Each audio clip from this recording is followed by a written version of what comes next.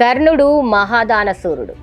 మహాభారతంలో అనేక మంది వీరులున్న దానం విషయంలో కర్ణుడికి ప్రత్యేక స్థానం ఉంది. అందుకే ఆయనకు దానశూర కర్ణుడు అని బిరుదు వచ్చింది. కర్ణుడు సూర్యపుత్రుడు. కుంతీదేవికి పెళ్లికి ముందు పుట్టినవాడు. చిన్ననాటి నుంచి అతనికి సహజ సిద్ధంగా ఒక కవచం, కుండలాలు ఉండేవి. ఇవి అతని శరీరానికి అతుక్కుపోయి ఉండేవి. అవి ఉన్నంత వరకు అతన్ని ఎవరూ యుద్ధంలో జయించలేరు.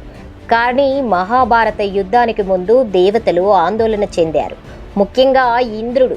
ఎందుకంటే అతని కుమారుడు అర్జునుడు యుద్ధ రంగంలో నిలబడాలి. కవచ కుండలాలతో ఉన్న కర్ణుడిని అర్జునుడు ఓడించలేడని ఆయనకు తెలుసు. అందుకే ఇంద్రుడు ఒక పన్నాగం పన్నాడు. బ్రాహ్మణుడి వేషం వేసుకుని కర్ణుడి వద్దకు వెళ్ళాడు. అప్పటి వరకు కర్ణుడు సూర్యభక్తుడు, మహాదానశూరుడని ఖ్యాతి పొందాడు. ఆయన దగ్గరకు ఎవరైనా వచ్చి ఏది అడిగినా నిరాకరించడం అనే మాటే లేదు. ఇంద్రుడు కూడా కవచం, కుండలాలను దానం చేయమని కోరాడు.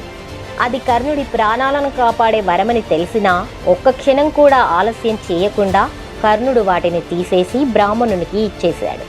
తన శరీరాన్ని కోసుకొని రక్తంతో కూడిన కవచ కుండలాలను సమర్పించాడు.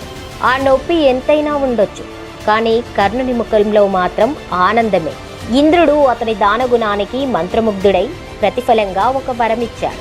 ఆ వరం వాసవి శక్తి అనే మహావిశిష్టమైన ఆయుధం. దానిని ఒక్కసారే ఉపయోగించవచ్చు, కానీ అది వాడితే శత్రువు ఖచ్చితంగా నశిస్తాడు. అలా కర్ణుడు తన ప్రాణరక్షకమైన కవచకుండలాలను కూడా దానం చేసి దానశూరుడిగా చరిత్రలో నిలిచిపోయాడు. చివరికి ఆ వాసవి శక్తిని యుద్ధంలో ఘటోత్కచుడిపై వాడాల్సి వచ్చింది. కాబట్టి అర్జునునిపై వాడే అవకాశమే లేకపోయింది. కర్ణుని ఈ కథ మనకు చెబుతుంది, నిజమైన దానం అంటే తనకు అత్యంత ప్రియమైనది కూడా విడిచిపెట్టగలగడం.